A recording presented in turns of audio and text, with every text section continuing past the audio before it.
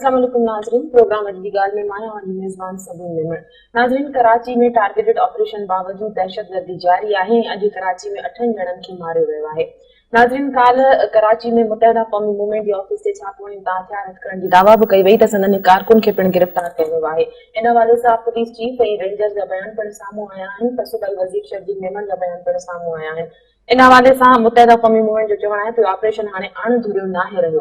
अॼोके प्रोग्राम में इन मौज़ू ते ॻाल्हाईंदासीं त ऑपरेशन वाकई अणधुरियो आहे या नाहे, या कंहिं हिकु सियासी पार्टी ख़िलाफ़ थिए पियो, या वाकई ऑपरेशन सही तरफ़ वञी रहियो आहे। अॼोके प्रोग्राम में असां सां महिमान आहिनि डॉक्टर सिकंदर अली शोरो, पीपल्स पार्टी जा MP आहिनि ऐं पार्लियामानी सेक्रेटरी हेल्थ आहिनि। वॾी महिरबानी अवां जी प्रोग्राम में आया। असांजा ॿिया महिमान आहिनि असदुल्ला भुट्टो साहब, जमात इस्लामी अॻवान। वॾी महिरबानी अवां जी प्रोग्राम में आया। डॉक्टर साहब, फिर मैं तव्हांखां पुछणु चाहींदमि ऑपरेशन जे हवाले सां त तव्हां ऑपरेशन जो जेको रुख़ आहे हिन वक़्तु सम्झो पिया सही तरफ़ वञी रहियो आहे? बिस्मिल्लाहिर्रहमानिर्रहीम। सभ खां पहिरीं त तव्हांजी महिरबानी अॼु जे प्रोग्राम में दावत दी घुरायो।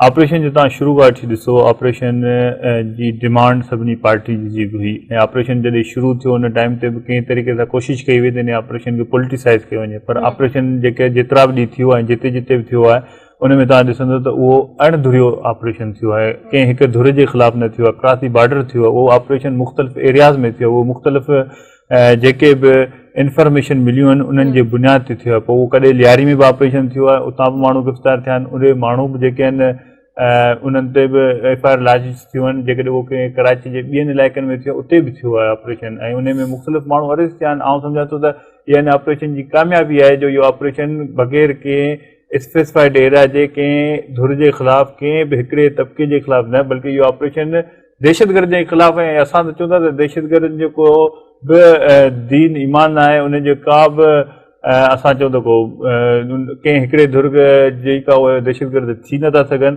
ऐं हीअ ऑपरेशन सिधो शुरू खां वठी हेसी ताईं दहशतगर्दनि जे ख़िलाफ़ आहे, उहे टारगेट किलर जे ख़िलाफ़ आहे जिन हिते कराची जो अमन ख़राबु कयो आहे, जिन कराची जे अवाम जो जे लाइ हिते कराची में रहणु ॾुखियो करे छॾियो आहे। असीं सम्झूं था अॼु ॾींहं ताईं कामयाबी मिलियूं आहिनि, तमामु घणियूं कामयाबी मिलियूं आहिनि जिन जा असांखे असरात नज़र अची रहिया आहिनि। तव्हां शुरू में इहा ॻाल्हि कई त अञा ताईं टारगेटेड किलिंग हले पई। हा, टारगेट किलिंग हले पई, पर जेकॾहिं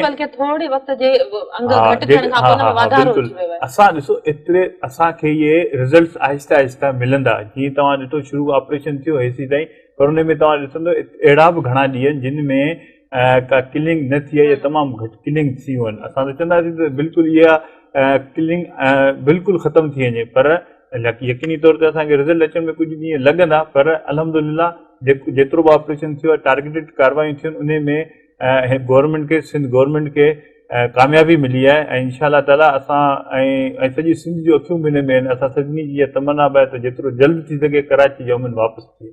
डॉक्टर साहब, तव्हां छा चवंदव इन हवाले सां? साॻियो सवाल मां तव्हां खां कंदमि। तव्हां सम्झो था त ऑपरेशन सही तरफ़ वञी रहियो आहे, या जेके दहशतगर्दनि जे ख़िलाफ़ ऑपरेशन थी रहियो वाकई दहशतगर्दनि जे ख़िलाफ़ ऑपरेशन थी रहियो? बिस्मिल्लाहिर्रहमानिर्रहीम। मेरे ख्याल में ऑपरेशन त दहशतगर्दनि जे ख़िलाफ़ थी रहियो आहे। मां हिन ॻाल्हि ते मुतफ़िक़ आहियां ऐं मुंहिंजे इहा ॻाल्हि आहे जेका आहे सभिनी खे ख़बर आहे त इहा ऑपरेशन अचानक शुरू न थी आहे, बल्कि इन जे लाइ पोयनि केतिरनि सालनि खां वठी इहे मुतालबात थींदा रहिया आहिनि। गुज़िरियल जॾहिं हुकूमत हुई उन हुकूमत में बि हिकु ऑल पार्टीज़ कॉन्फ्रेंस वज़ीर आला हाउस में थी। उन में बि सभिनी धुरनि जंहिंमें मरकज़ी हुकूमत जे तरफ़ां बि वज़ीर दाख़िला आयो, हितां जो वज़ीर आला हुयो, उन सां गॾु उनजा इत्तेहादी हुया, उन सां गॾु सभु पार्टियूं हुयूं, अपोजिशन जी पार्टियूं हुयूं, मज़हबी, क़ौम परस्त, सियासी, हर तरह जी पार्टी। उन सभिनी बि वज़ीर आला हाउस में गॾियल इहो मुतालबो कयो त कराची में ऑपरेशन कई वञे, डीवेपनाइज़ कयो वञे, हिते जेके नोगो एरियाज़ उनखे ख़तमु कयो वञे ऐं कराचीअ में अमन क़ाइमु कयो वञे। छाकाणि कराची जेका आहे उहा सिंध जो हिकिड़ो वॾो शहरु आहे, पाकिस्तान जो हिकिड़ो वॾो शहरु आहे, ऐं उनखां अलावा हे इंटरनेशनल सिटी आहे। असांजी इज़त जो मसइलो आहे। पाकिस्तान जी सिंध जी जेको आहे ख़ुदि सिंधियुनि जे सिंध जे माण्हुनि जी जेका शिनाख़्त आहे उहा हिकिड़ी दहशतगर्द जी शरह सां थी वई आहे। तंहिं करे ज़रूरत इन ॻाल्हि जी त असांजे सिंध में कराची में अमन पैदा थिए। उनखां पोइ वरी हिते हिन ई कराची जे अंदरि सुप्रीम कोर्ट अची वेठी। उन अची करे वॾो जेको आहे केस हलायो, घणनि माण्हुनि खे, हर तरह जा माण्हू आया, उन में सियासी जमातूं, गैर सियासी जेके असां चऊं था पिया सिविल सोसाइटी जा माण्हू बि आया, सहाफ़ी आया, सभिनी गॾिजी करे ऐं सुप्रीम कोर्ट बि उन ई तक़रीबन APC जी सपोर्ट में असांखे हिकिड़ी वर्डिक्ट ॾिनी, हिकिड़ो जेको आहे फ़ैसिलो ॾिनो। उनखां पोइ बि अफ़सोस इहो आहे त उहो 5 साल कोई अमल न थी सघियो। वरी हाणे हीअ हुकूमत थी, वरी जॾहिं माण्हू आवाम वटि विया त आवाम वरी उहे ॻाल्हियूं कयूं त अमुनकारी वियो।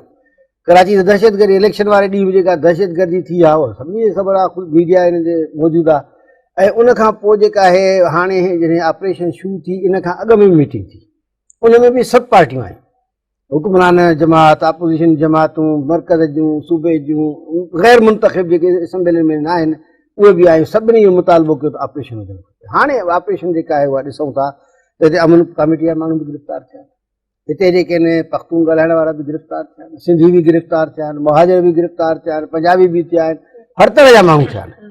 ऐं उन में मुनिशात वारा बि आहिनि, उन में जेके आहिनि ड्यूटी पिस्टल वारा बि आहिनि, त उन में जेके आहिनि वॾा दहशतगर्द बि आहिनि, नंढा बि आहिनि। तंहिं करे मुंहिंजे ख़्याल में हीअ जेका ऑपरेशन हली रही आहे इन खे असां सपोर्ट कयूं था ऐं सम्झूं था त इन तरीक़े सां जेकॾहिं हलंदी रही त कराची में अमन क़ाइमु थी वेंदो। पर असां इहो मुतालबो ज़रूरु कंदासीं त कराची सां गॾोगॾु सिंध में बि जेका दहशतगर्दी आहे ॿियनि शहरनि में उनखे बि यादि कयो वञे, उनखे बि दाइरो वधायो वञे, ताकी अमन जेको आहे उहो जहिड़ी कराची वारनि जी ज़रूरत आहे अहिड़ी सिंध वारनि जी बि ज़रूरत आहे। मतिलबु तव्हांखे पहिरीं अॻु में एतिराज़ रहियो त ऑपरेशन अणधुरियो न आहे, तव्हां सम्झो था न अणधुरियो ऑपरेशन थिए पियो? मुंहिंजे ख़्याल में त अणधुरियो ऑपरेशन थिए पियो ऐं उन में असां इन करे नथा शक शुबा कयूं त सभई पार्टियूं जेके आहिनि पंहिंजी जाइ ते बीठियूं आहिनि। ॾिसो न, यानी पीपल्स पार्टी उनजी हुकूमत आहे, वज़ीर आला आहे, कमांडर साईं क़ाइम अली शाह आहे, उहो पंहिंजी जाइ ते उनखे सपोर्ट कनि था ऐं सॼी पार्टी उनखे सपोर्ट करे थी। कल्ह के इवेंट ते बि जेको शर्जील बेमन साहब जो बयानु आहे उहो सरकारी ऑफिशियल बयानु बि आहे, पार्टी जो मौक़िफ़ बि आहे। अहिड़े नमूने सां ख़ुदि जेके उन्हनि ॻाल्हियूं कयूं आहिनि उहे बि रिकॉर्ड ते आहिनि त बाबा हिकिड़ा भारतीय गैर मुल्की हथियार मिलिया आहिनि। असां त चऊं हथियार अमेरिका जा हुजनि या इसराइल जा हुजनि या भारत जा हुजनि या पाकिस्तान जा ठहियल हुजनि, पर जेके गैर क़ानूनी असला आहे उनखे वापसि वठणु ऐं जंहिं वटि आहे तंहिंजी माना उहो कुझु त दहशतगर्दी में मुलविस आहे न। तंहिं करे असां सम्झूं था त उन जे सिलसिले में जेकॾहिं कंहिंसां ज़्यादती थी आहे, एमक्यूएम सम्झे थी त अदालतूं खुली पियूं, अदालतुनि वञनि, वञी करे पंहिंजे उन मां रिलीफ वठनि, बजाए हिनजे उनखे हड़ताल आहे उनखे सियासी तरह सां इस्तेमालु कनि या उनखे जेको आहे पंहिंजे पार्टी जे लाइ इस्तेमालु करण बजाए अदालतूं खुली पियूं न, अदालतुनि वञनि पंहिंजो हिसाब वठनि। डॉक्टर साहब, जेकॾहिं हाणे भुट्टो साहब इहा ॻाल्हि कई त ऑपरेशन अणधुरियो आहे, मुख़्तलिफ़ पार्टियुनि जा माण्हू गिरफ़्तार थिया आहिनि बिना कंहिं फ़र्क़ जे, त पोइ तव्हांजी मथां इहे तव्हांजी हुकूमत जे मथां इल्ज़ाम छो लॻी रहिया आहिनि त तव्हां ऑपरेशन अणधुरियो न आहे? तव्हांजी इत्तेहादी जेका पार्टी आहे उन पारां इहे इल्ज़ाम लॻंदा रहिया आहिनि, पोइ इन तरह ईअं छो थो चयो? ॾिसो, पहिरीं त आउं सम्झां थो त पाकिस्तान पीपल्स पार्टी जी हिन गवर्नमेंट जी इहा कामयाबी आहे जो तक़रीबन जमायतुनि इन ऑपरेशन खे अणधुरियो ऑपरेशन चयो आहे। साईं बि इहा ॻाल्हि कई अणधुरियो ऑपरेशन थियो आहे, इहो थिए बि ईअं पियो। तव्हांखे डेली बेसिस ते तव्हां बि ख़बरचार वठंदा हूंदो, न्यूज़ पेपर्स में बि अचे थो, मीडिया ते बि रिपोर्ट थिए थी। हाणे जेकॾहिं मुंहिंजे ख़्याल में ॾिसो, जेकॾहिं कंहिं बि धुर खे एतिराज़ आहे त उन एतिराज़ जा जेकॾहिं को उन्हनि जो को बि कारकुन गिरफ़्तार थिए थो या का बि अहिड़ी ॻाल्हि थिए त उनजे लाइ कोर्टुनि जा अदालतुनि जा दरवाज़ा खुलियल आहिनि, हू पंहिंजे वकीलनि ज़रिए उते वञनि, उन्हनि खे साबित करे ॾेखारनि। पर अहिड़ा वाक़िया थिया आहिनि जंहिंमें कंहिं सियासी जमायत जा कुझु कारकुन मुलविस उन में नज़र आया आहिनि। हाणे जेकॾहिं उन जे ख़िलाफ़ कार्रवाई थिए थी त मुंहिंजे ख़्याल में सियासी जमायत खे बि उन जी सपोर्ट करणु घुरिजे। मां सवाल पुछणु चाहींदसि त जिन जूं गिरफ़्तारियूं थियनि थियूं उन्हनि जे ख़िलाफ़ पका सबूत हूंदा आहिनि या जांच जे दौरान ख़बर पवंदी आहे त गुनाहगार आहे या बेगुनाह, पोइ उनखे आज़ादु कयो वेंदो आहे? छो त एपीसी में इहा ॻाल्हि जो ज़िक्र थियो हो त जंहिंजे ख़िलाफ़ कार्रवाई थिए त इन ॻाल्हि खे यकीनी बणायो वञे त उन ख़िलाफ़ मुकमल सबूत हुजनि, इन ॻाल्हि ते बि घणो ज़ोर भरियो वियो। तव्हां सम्झो था? ईअं त आहे न, यकीनी तौर ते जॾहिं शुरू में कार्रवाई थिए थी तॾहिं कुझु इंफॉर्मेशन हुजे थी या कुझु अहिड़ियूं ॻाल्हियूं, हर हंधि ते हिकु ई सिचुएशन न थी हुजे न, मुख़्तलिफ़ केसिस थींदा, मुख़्तलिफ़ अहिड़ा जेके टारगेटेड कार्रवाई थी उन में मुख़्तलिफ़ ऑप्शन हूंदा, मुख़्तलिफ़ ॻाल्हियूं साम्हूं अचनि, कॾहिं इहे इंफॉर्मेशन हुजे, कॾहिं कंहिं ते पका सबूत बि हुजनि था।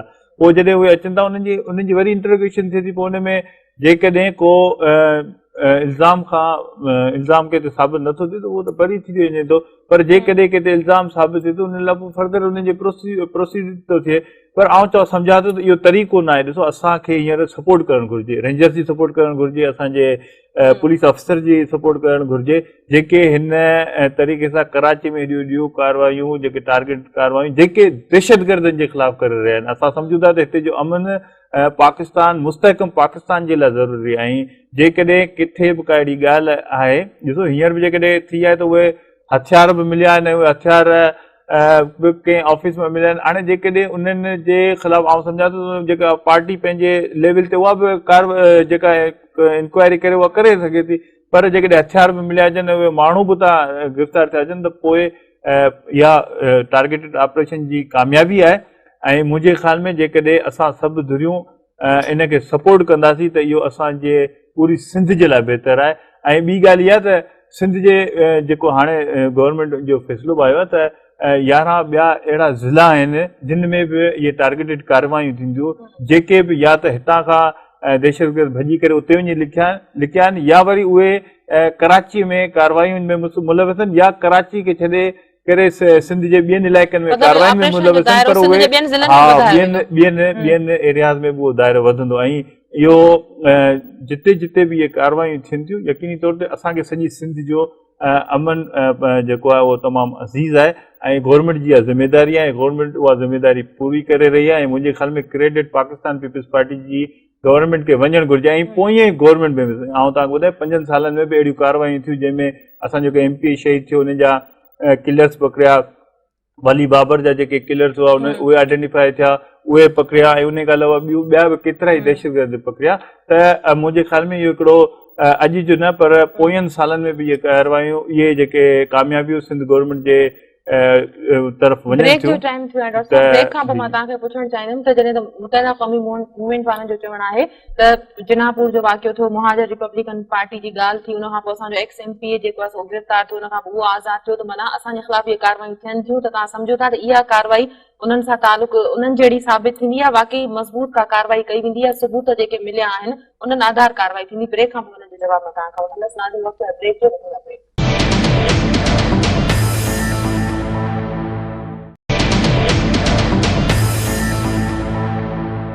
वेलकम बैक नाज़रीन जी। डॉक्टर साहब, ब्रेक ते वञण खां पहिरीं मां तव्हां खां सवाल पुछियो त जिनापुर जो वाक़ियो मुतहिदा क़ौमी मूवमेंट तरफ़ां चयो त जिनापुर जो वाक़ियो थियो, असांजे ख़िलाफ़ वरी मुहाजिर रिपब्लिकन पार्टी जी ॻाल्हि कई वई, वरी असांजे एक्स MP खे जेको आहे सो गिरफ़्तार कयो वियो, वरी उहो बि जेको आहे सो बरी थी वियो।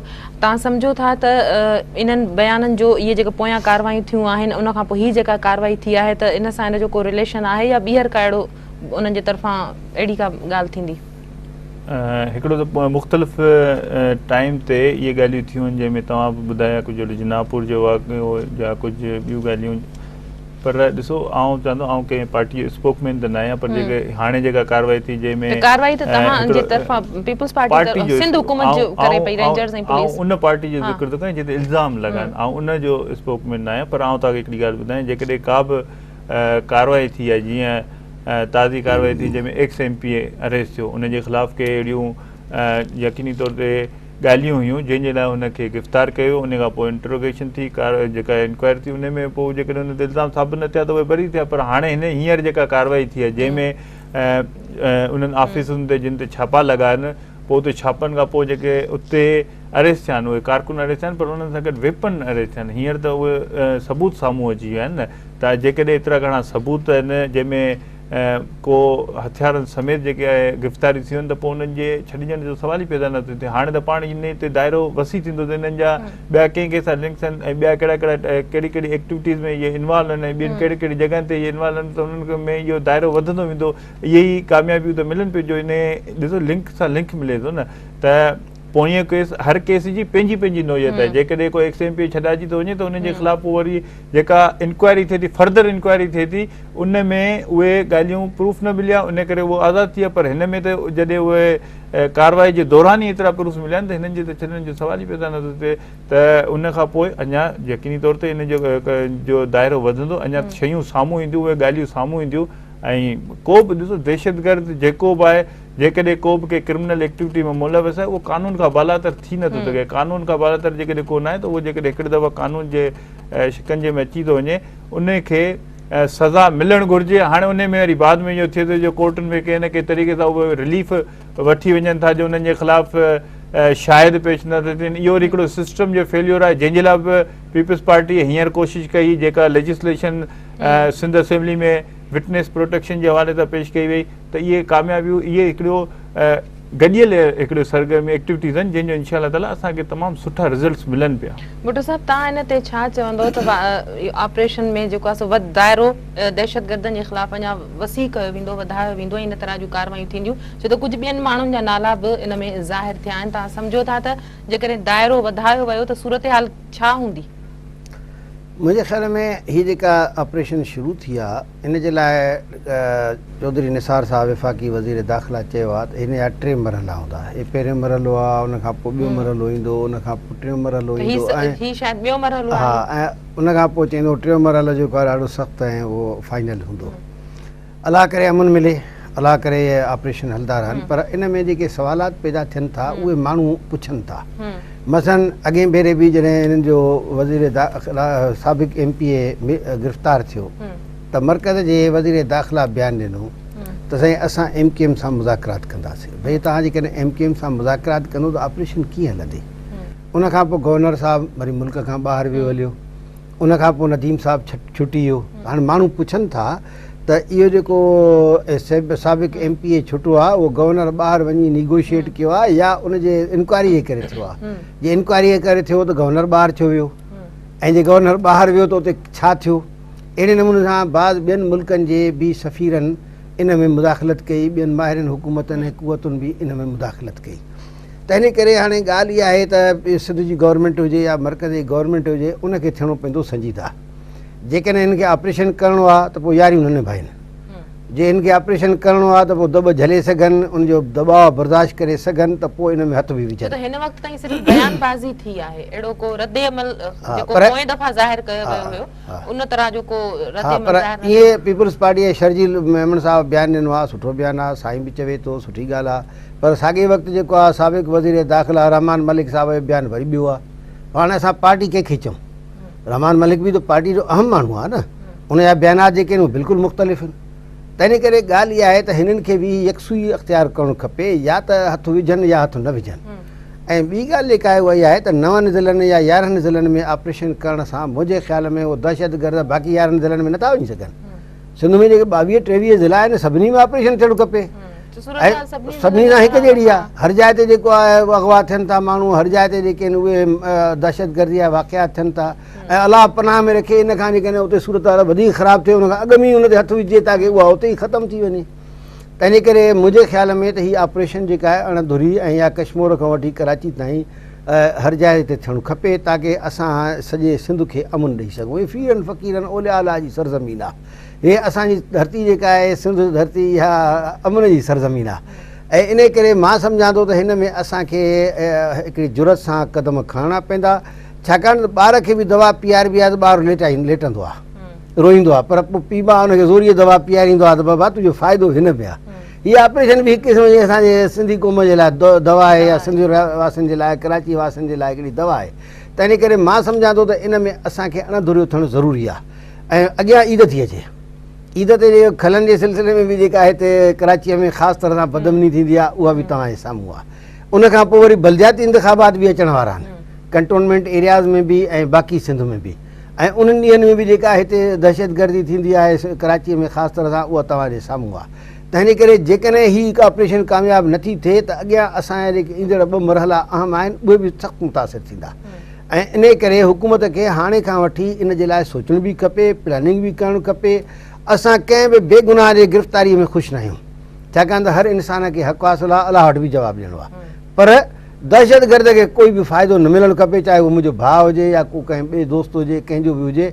त इन करे मां सम्झां थो त दहशतगर्दी जे हवाले सां जेके हिन वक़्त ताईं गिरफ़्तारियूं थियूं आहिनि उन्हनि जे लाइ हुकूमत खे इहो ज़रूरी आहे त इन लाइ क़ौम खे हिकिड़ो एतमाद में वठे, उन जा नाला जेके आहिनि उहे क़ौम जे साम्हूं अचणु खपनि।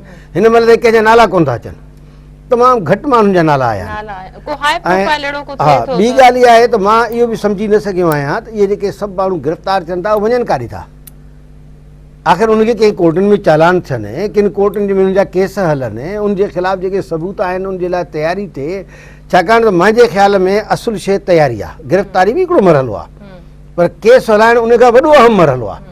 ऐं जेका प्रोसिक्यूशन आहे, मां छाकाणि त पाण वकालत कंदो रहियो आहियां सन 70 खां वठी, इन करे मूंखे ख़बर आहे जॾहिं प्रोसिक्यूशन कंहिंखे फ़ाइदो पहुचाइणु चाहींदी आहे त उन केस में जेको आहे 2-3 अहिड़ा खाल छॾे ॾींदी आहे जो अदालत मजबूर थी पवंदी आहे।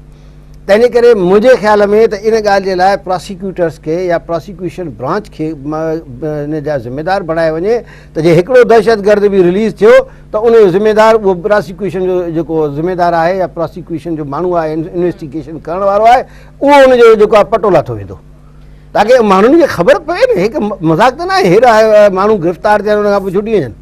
डॉक्टर साहब जो जवाब मां ज़रूर तव्हां खां वठणु चाहींदमि जेको भुट्टो साहब ॻाल्हि कई आहे त हिन वक़्तु ई रेंजर्स हिकु हज़ार टारगेटेड ऑपरेशन करे चुकी आहे न कार्रवाइयूं करे चुकी आहे दहशतगर्दनि जे ख़िलाफ़ उहे जेके गिरफ़्तारियूं थियनि थियूं माण्हू केॾांहुं था वञनि उन्हनि जे ख़िलाफ़ केस हलनि बि था त उहे ज़ाहिर नथा थियनि ऐं जेको माण्हुनि खे आवाम जे साम्हूं आणण वारी ॻाल्हि आहे इन ते तव्हां छा चवंदव छो त चहिरा बि जेके आहिनि से कवर कया वेंदा आहिनि उन्हनि जा।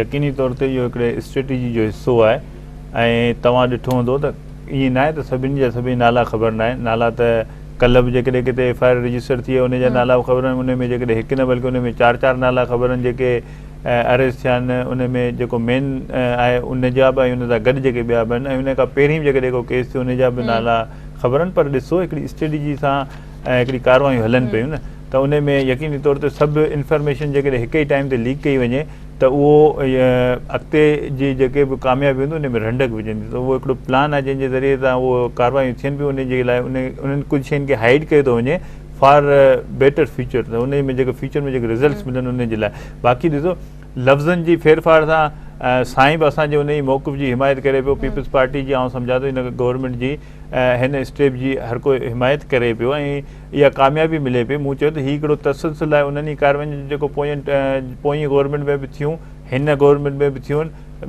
वधीक इंटेंसिफाई थी करे इहे कार्रवायूं थियूं ऐं इहे हिन में असांखे अमन अमान कराची जो असांखे अमन अमान सिंध जो अज़ीज़ आहे असां हिन में का बि अहिड़ी क़िस्म जी ॻाल्हि जंहिंमें चइजे त दोस्ती मल्हाइण वारी थी नथो सघे असांजी कंहिं दहशतगर्द सां दोस्ती नथी थी सघे असांजी कंहिं बि सिंध जे अमन अमान खे ख़राबु करण वारे कंहिं बि जेको फ़र्द हुजे उन सां दोस्ती थी नथी सघे त इहे ॻाल्हियूं मुंहिंजे ख़्याल में इहे हिकिड़े अंदाज़ा आहिनि जेके लॻाए वञनि था त कॾहिं गवर्नर ॿाहिरि वञे थो त उन खां पोइ को कंहिंजी आज़ादी थिए थी या गवर्नर कंहिंसां ॻाल्हाए थो उनखे आज़ादी थिए थी ईअं कतई न आहे जेकॾहिं कंहिंजी का सियासी स्टेटमेंट अचे थी उहा सियासी स्टेटमेंट भले हुजे पर पुलिस ऐं रेंजर्स जी पंहिंजियूं कार्रवायूं आहिनि उन्हनि जो पंहिंजो इंक्वायरी उन्हनि जी कंडक्ट थिए थी उन खां पोइ जेकॾहिं को उन में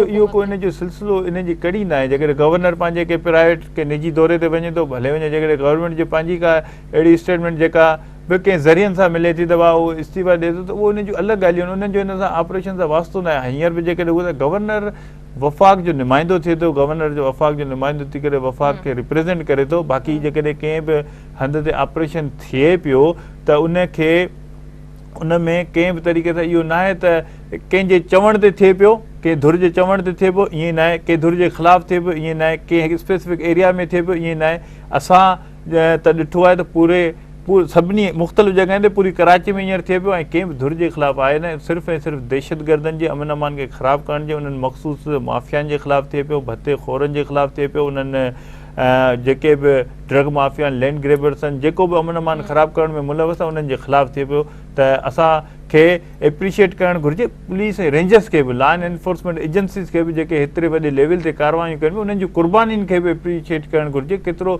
जान जोखिम में विझी करे जेकॾहिं उहे हिते एतिरियूं वॾियूं कार्रवायूं कंदा त मुंहिंजे ख़्याल में असां सभिनी खे एप्रिशिएट करणु घुरिजे सपोर्ट करणु घुरिजे छो जो कराची जेको मुआशी एक्टिविटीज़ जो सेंटर आहे जेकॾहिं कराचीअ में इस्तेकाम आहे त उहो पाकिस्तान जे इस्तेकाम जी अलामत बणिजे थो।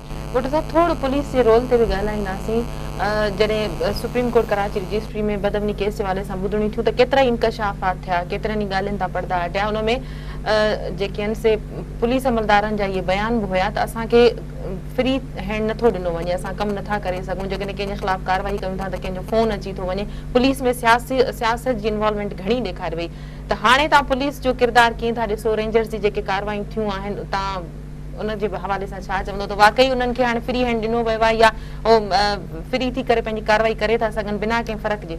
मुंहिंजे ख़्याल में त पुलिस जे रोल खे या रेंजर्स जे रोल खे जेको अॼु आहे ऐं टारगेट ऑपरेशन जे हवाले सां जेको आहे उनजे जेको आहे उनखे शाबस ॾियणु उनखे चङो चवणु ज़रूरी आहे जेका चङी शइ हुजे चङी चइजे जेका न हुजे उनखे न चइजे। ॿी ॻाल्हि इहा आहे त हिन वक़्तु कराचीअ में सुठा पुलिस ऑफिसर भर्ती हिते बदिली करे मुक़ररु कया अथऊं ऐं इन जो मुतालबो असां बि कंदा रहिया आहियूं तो बाबा कराची में भला ऑफिसर भी पुलिस के अंदर मौजूद आहिनि ऐं उन्हनि मां वॾे तइदाद वॾे अंग खे हिते मुक़ररु कयो वियो आहे। पर ॻाल्हि उहा ई आहे सियासी मुदाख़लत जी। सियासी मुदाख़लत हमेशह मथां थींदी आहे। हाणे मथां जेकॾहिं तव्हां फ़ोन कंदव त पोइ वीचारो उन पुलिस ऑफिसर जे छा दिलि ते गुज़रंदो हूंदो जंहिं पंहिंजे बचनि खे ख़तरे में विझी या जंहिं वीचारे सिपाहीअ बि पंहिंजी जान लड़ाए उनखे गिरफ़्तार कयो, जंहिं उन्हनि खे जेको आहे पकड़े आया, उनखे धमकियूं मिलियूं, सभु कुझु थियो, पुलिस हिकिड़े सिपाहीअ खां वठी वेंदे ऑफिसरनि ताईं, ऐं पोइ जो वॾो फ़ोन अचे त हिनखे छॾे ॾियो त उन वीचारनि जे मथां छा गुज़रंदी, पोइ कीअं उहे कमु कंदा। ॿी ॻाल्हि जेका आहे मां चवणु चाहियां थो उहा इहा आहे त ॾिसो हीअ जेको असांजी सॼी थिए थी पई जेका ऑपरेशन थी रही आहे उन में जेके सुप्रीम कोर्ट 2-4 शयूं चयूं आहिनि उहे बि असांजी पीपल्स पार्टी जे गुज़िरियल दौरे हुकूमत सां तालुक़ु रखनि थियूं। मतिलबु उहो चवनि था त भाउ जेके पेरोल ते माण्हू तव्हां आज़ादु कया, पंहिंजूं दोस्तियूं मल्हायूं, पंहिंजी पार्टीअ जे जेके आहिनि उहे इतादियुनि खे ख़ुशि कयो या उनखे सियासी बुनियादनि ते या ॿियनि बुनियादनि ते रिहा कयो, तूं काॾे विया हलिया। हिन महिल ताईं उन्हनि खे उन्हनि जे लाइ पीपल्स पार्टी जी हुकूमत बि ख़ामोश आहे। त भाउ उनखे वज़ाहत करणु खपे उहे काॾे विया, छो उनखे रिहा कयो वियो, कहिड़े बुनियादनि ते कयो वियो। यानी इहा त हिकिड़ी ख़ुदि अमन ख़राबु करण जे लाइ हिकिड़ी और जेके असबाब आहिनि उनमें वॾो सबबु आहे हिकिड़ो। अहिड़े नमूने सां हुन में चयो त 33,000 अलाए घणा जेके आहिनि उहे सिफ़ारिशुनि ते ऐं ॿियनि जाइनि ते भर्ती थिया आहिनि। ईअं जेके आहिनि हिते भर्ती थियल सियासी बुनियादनि ते जेके पुलिस में उहे कमु नौकिरी कोन था कनि पिया, ऐं उहे जेके आहिनि उहे गुम आहिनि, चंद नौकिरी कनि था, बाक़ी सभु जेके आहिनि गुम आहिनि, छड़ियूं पघारूं खणनि था।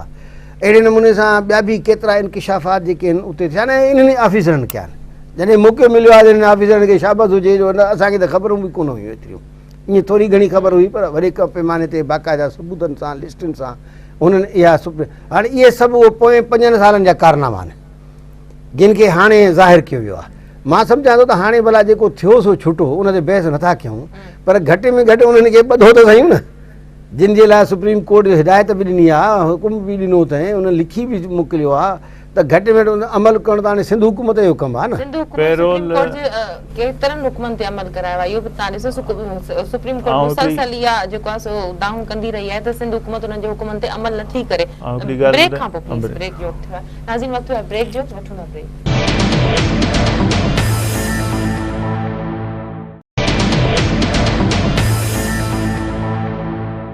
वेलकम बैक जी डॉक्टर आउं तव्हांजी साईं जी हिकिड़ी ॻाल्हि ते पंहिंजो इतफ़ाक़ न कंदुसि।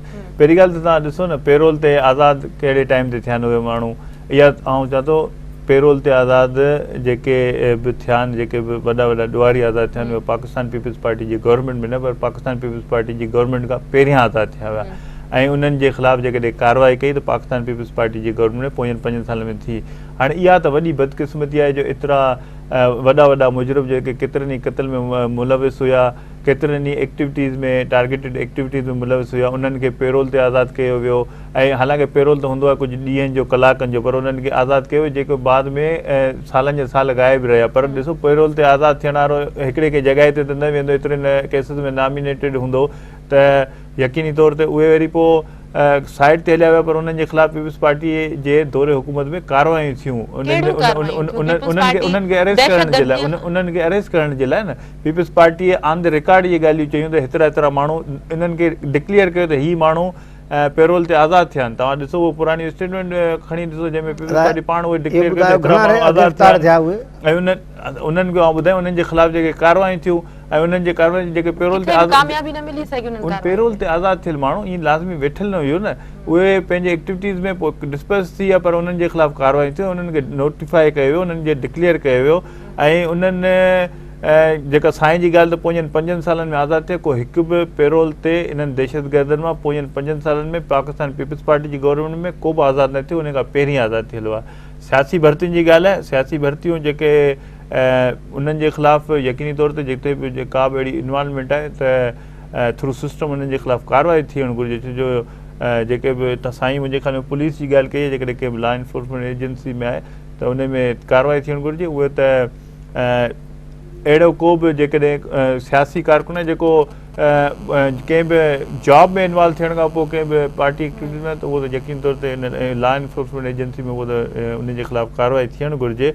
सुप्रीम कोर्ट जो मुख़्तलिफ़ फ़ैसिला जेके बि आया आहिनि उन्हनि खे साम्हूं रखी करे असां सिंध गवर्नमेंट या पूरे पाकिस्तान में जिते बि जेके सुप्रीम कोर्ट जा फ़ैसिला आया, हालांकि उहे फ़ैसिला जहिड़े नमूने सां आया जीअं आया पीपल्स पार्टी खे टारगेट करे किथे किथे फ़ैसिला बि कया हुआ, पर पीपल्स पार्टी उन फ़ैसिलनि खे मञियो आहे, दिलि जान सां मञियो आहे। उन जो रिकॉर्ड आहे उहो त तव्हांजे साम्हूं आहे, उहो रिकॉर्ड खोले ॾिसो। पीपल्स पार्टी हालांकि उन फ़ैसिलनि सां मुतासिर बि थी आहे। पीपल्स पार्टी जा मुख़्तलिफ़ लेवल ते, चाहे वफ़ाक़ी लेवल ते हुजे चाहे सिंध लेवल ते हुजे, उन्हनि ते पीपल्स पार्टीअ जे ख़िलाफ़ु वरी उहे टारगेटेड फ़ैसिला थिया आहिनि, पर पोइ बि पीपल्स पार्टी ई वाहिद जमात आहे जेको इन लेवल ते वञी करे सुप्रीम कोर्ट जे फ़ैसिलनि खे मञियो आहे, उन ते अमल दरामद कयो आहे। सुप्रीम कोर्ट जे फ़ैसिलनि खे पीपल्स पार्टी मञियो आहे या जे सुप्रीम कोर्ट जे हुकुम खां पोइ वफ़ाक़ी हुकूमत जी मुदाख़लत खां पोइ पीपल्स पार्टी खे हुकुम मञणा पिया? इन जो जवाब मां तव्हां खां वठणु चाहींदुमि। असल ॻाल्हि इहा आहे त ॾिसो न, मां इहा ॻाल्हि चवंदुमि त जेके बि भर्तियूं थियूं, चाहे मास्तरीअ में थियूं, कंहिं ॿिए खाते में थियूं, पुलिस में थियूं, कराचीअ में थियूं या कराची खां ॿाहिरि थियूं, उन सभिनी जो हिन वक़्तु जाइज़ो बि वठणु खपे ऐं उन्हनि खे मेरिट टिक करणु खपे। ऐं मेरिट जे लाइ माण्हू दाहूं था कनि त असांजो मेरिट कोन्हे को। नंबर 2, हिते मां ज़रूरु तव्हांखे, हेतिरनि माण्हुनि जो पैसा भरिया आहिनि, एतिरियूं माण्हुनि जो रणियूं कयूं आहिनि, त उहे उन्हनि माण्हुनि जो छा थींदो जिन जूं भर्तियूं थियूं आहिनि, जिन पंहिंजा ॻह गटा खपाए करे या अलाह तला विकिणे करे नौकरियूं वरितियूं आहिनि, इहो बि हिकिड़ो वॾो मसइलो आहे। इहा ॻाल्हि सही आहे तव्हांजी, पर उन सां जेको आहे कानून जी बालादस्ती उन खां वधीक अहम आहे। ऐं मेरिट ते ग़रीब ॿार खे नौकिरी मिलणु ज़रूरी आहे। जिन इहो नुक़सानु थियो आहे असांखे उन्हनि सां बि हमदर्दी आहे। उन्हनि ख़िलाफ़ कार्रवाई जिन इहे इदारे में वेही करे उन ऑफिसरनि जे ख़िलाफ़, उन्हनि माण्हुनि जे ख़िलाफ़, वज़ीर बि जेके न आहिनि त वज़ीरनि जे ख़िलाफ़ बि कार्रवाई थियणु खपे ऐं अणधुरी थियणु खपे। जंहिं बि पार्टी सां उनजो तालुक़ हुजे उनजे ख़िलाफ़ कार्रवाई थियणु खपे। जेके बि अपॉइंटमेंट थियूं ॾिसो त जेकॾहिं हिकिड़ो त पीपल्स पार्टी खां पहिरीं रोज़गार जा ज़रिया बंदि हुया, पीपल्स पार्टी अची करे रोज़गार जा दरवाज़ा खोलिया, उन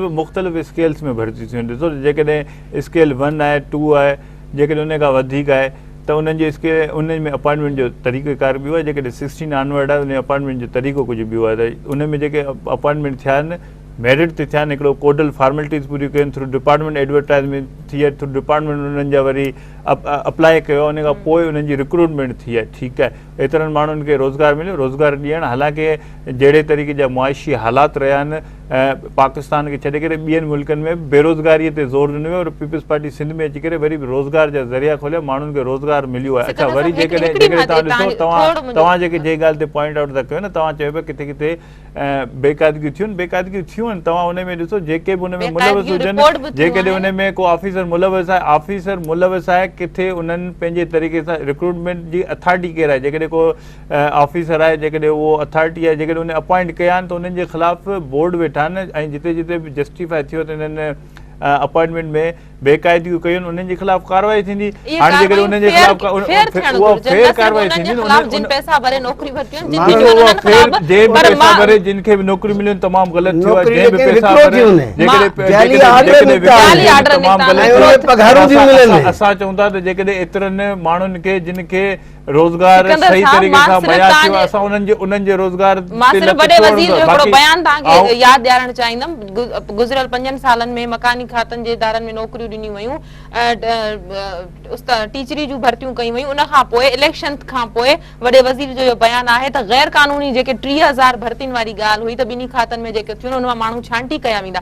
पहिरीं तव्हां वोट वठण खां पोइ इहे भर्तियूं गैर कानूनी थी वयूं, जॾहिं त इलेक्शन खां अॻु में भर्तियूं थियनि पियूं तॾहिं तव्हां इहो न पिया चेक एंड बैलेंस रखो त कानूनी तरह थियनि पियूं, न पियूं थियनि। इलेक्शन खां अॻु में ताईं यकीनी तौर ते इन में भर्तियूं जेके शुरू पीपल्स पार्टी जे पहिरीं साल खां वठी अपॉइंटमेंट थी आहे, पीपल्स पार्टी जे जेको पोयूं इक़्तिदार पूरो थियण ते अपॉइंटमेंट थी आहे, पर ख़ासि करके जॾहिं आख़िरी जेके बि महीना आहिनि जेकॾहिं उन्हनि में का इरेग्युलरिटी थी आहे या जेकॾहिं विच में बि का इरेग्युलरिटी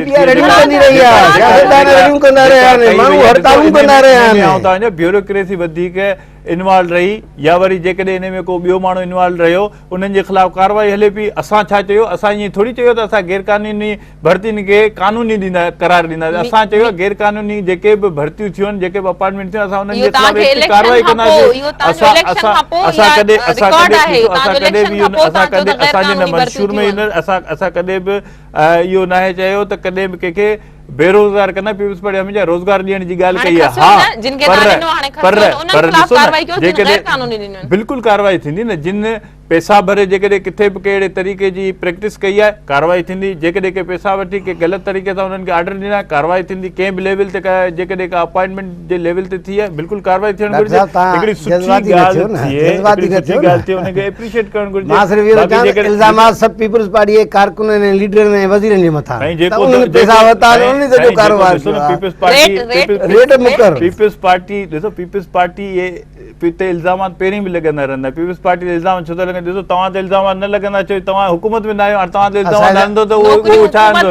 ॾिसो गवर्नमेंट जी पॉलिसी आहे, असां त ॾिसो असां त रोज़गार ॾिनो। हाणे साईं ते जेको इल्ज़ाम हणंदो त लाज़मी नथो हणी सघे न, छो जो साईं जी उते पार्टिसिपेशन न आहे उन पार्लियामेंट जे लेवल ते, ऐं जेकॾहिं पार्टिसिपेशन न आहे उन जे लाइ ॾिसो वोट ॿिए खपे थो, अवाम सां असांजे वज़ीर साईं सूबे सरहद में असांजी हुकूमत आई, उते कोई इल्ज़ाम न लॻो।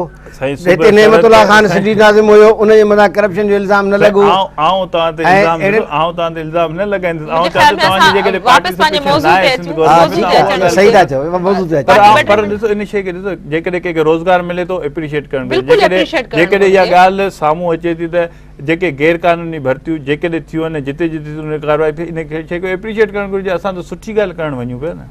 डॉक्टर साहब तव्हां बिल्कुलु सुठी ॻाल्हि करणु वञो पिया। मुंहिंजे ख़्याल में असां मौज़ू खां हटी विया आहियूं, पर मां बि इहो चवणु चाहींदमि त गैर कानूनी जेके भर्तियूं थियूं आहिनि उन्हनि ख़िलाफ़ त तव्हां कार्रवाई कंदो, पर उन्हनि जो हाणे थींदो छा? ऐं जिन कयूं आहिनि कार्रवाई त उन्हनि जे ख़िलाफ़ थियणु घुरिजनि जेके उन्हनि जे ख़िलाफ़ न थी सघंदियूं आहिनि, माण्हू बची वेंदा आहिनि। बहरहाल असां वापसि मौज़ू ते अचूं था। पुलिस चीफ जो बयानु तमामु अहम आहे त थी सघे थो त असां जेकी दहशतगर्दनि ख़िलाफ़ कार्रवायूं कयूं पिया त सुभाणे मूंखे बि मारियो वञे या मां बि मरी वञा। इंतिहाई अहम बयानु आहे पुलिस चीफ जे तरफ़ां, तव्हां छा चवंदव? इहो बयानु छो आयो? ॾिसो पुलिस चीफ जे तरफ़ां इहो बयानु छो आयो? इहो बयानु तॾहिं आयो जॾहिं हींअर जेके टारगेटेड कार्रवाई थियूं जंहिंमें उहे दहशतगर्द गिरफ़्तार थिया, उन्हनि दहशतगर्दनि जो जॾहिं लिंक ॾिठो वियो त उहो लिंक उन सां जोड़ियो वियो त जेको वकील जंहिंजो मर्डर थियो हुयो उन जो बि कंहिं न कंहिं तरीक़े सां बल्कि उहो परसू करे पियो उन ई केस खे जेको बाबर वारो केस न, त हाणे उन में जेके बि विटनेसिस आहे उन्हनि ते न सिर्फ़ु हींअर बल्कि पहिरीं बि कार्रवाई थियूं, उन्हनि खे चूंडे उन्हनि खे उन्हनि जो मर्डर थी वियो। उहे जेके विटनेसिस हुआ त इन तरीक़े जी प्रैक्टिस रही आहे। ऐं पोइ जेके पहिरीं बि जेके ऑपरेशन में 90s खां पोइ जेके ऑपरेशन थिया उन में जेके बि पुलिस ऑफिसर्स इन्वॉल्व उन्हनि जे ख़िलाफ़ बि कार्रवाई थियूं। त आउं सम्झां थो त police officer ji in level ते स्टेटमेंट इहो पुलिस जे ॿियनि ऑफिसर जो मोराल बुलंद करण जे बराबरि आहे। ऐं असांखे त फ़ख़्रु आहे जो असांखे अहिड़ा पुलिस ऑफिसर मिलिया आहिनि जेके पंहिंजी जान ख़तरे में ॾिसी करे तॾहिं बि चवंदा त असां दहशतगर्द जे ख़िलाफ़ कदु झुकाईंदासीं न, पंहिंजी हिमत न हाराईंदासीं। त प्रोग्राम जो टाइम ख़तम थो थिए, इन जो जवाब मां आख़िर में तव्हां खां वठणु चाहींदसि। तव्हां छा चवंदो त एॾी इनसिक्योरिटी आहे त माण्हू पाण खे जेकॾहिं पुलिस चीफ जो इहो बयानु आहे त तव्हां सम्झो था दहशतगर्दनि ख़िलाफ़ को कार्रवाई करण जी हिमत बि कंदो? हा, मुंहिंजे ख़्याल में असां अन पुलिस जे ऑफिसर जी तारीफ़ कंदासीं जो हुन पंहिंजे जान खे ख़तरे में विझी कमु करे रहिया आहिनि। पर उन सां गॾोगॾु हालात जी संगीनी ते बि जेको हिन सुवालु उथे थो, उनजे करे ज़रूरत इन ॻाल्हि जी आहे त हुकूमत उन खे तमामु संजीदा वठे ऐं सियासतदान अवाम ऐं कानून नाफ़िज़ करण वारा गॾिजी करे दहशतगर्दी जे ख़िलाफ़ु गॾिजी करे जिदोजहद कनि। ऐं हिन मौक़े ते जेकॾहिं हुकूमत मर्कज़ी या सिंध हुकूमत ज़रो बि जेकॾहिं कंप्रोमाइज़ जे तरफ़ वई, ज़रो बि जेकॾहिं को थोरो बि झोल ॾेखारियऊं त उन सां जेको आहे वरी एॾो वॾो दहशतगर्दी जो हिकिड़ो फाटंदो जंहिंसां पोइ असांजी सॼी कराची जेका आहे उहा सिंध बि पाकिस्तान बि उनखे जेको आहे लपेट में अची वेंदो ऐं सभु ख़तरनाक हूंदो। इन करे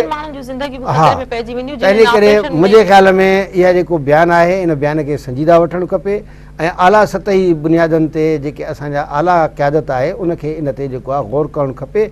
ऐं इहो ई हाल ॿियनि जो बि आहे, जेके शाहिद आहिनि, जेके अख़बारी रिपोर्टर आहिनि, जेके मीडिया वारा ख़बरूं था ॾियनि, उन सभिनी जूं ज़िंदगियूं ख़तरे में, सियासतदान आहिनि, अपोज़िशन वारा आहियूं, असां सभिनी जूं ज़िंदगियूं ख़तरे में आहिनि। त इन करे हुकूमत खे हिते इन ऑपरेशन जे लाइ संजीदगी सां करणु खपे ऐं कंहिं क़िस्म जी बि ढिल या कंप्रोमाइज़ न करणु खपे। गवर्नमेंट जी स्टेटमेंट अची वई आहे मुंहिंजे ख़्याल में साईं जे तसली लाइ इहो काफ़ी आहे। पीपल्स पार्टी जी गवर्नमेंट पहिरीं बि झोल न खाधो आहे न हींअर दहशतगर्दी जे ख़िलाफ़ कॾहिं बि पीपल्स पार्टी जी गवर्नमेंट कॾहिं बि कंहिं टाइम ते कंप्रोमाइज़ करण लाइ तयारु न। वॾी महिरबानी मां ॿिनी महिमाननि जी प्रोग्राम में आया। नाज़रीन, अॼु जी ॻाल्हि प्रोग्राम जे वक़्त ते ख़तम थो थिए। सुभाणे पंहिंजी मेज़बान सभिनी महिमान खे ॾींदा इजाज़त।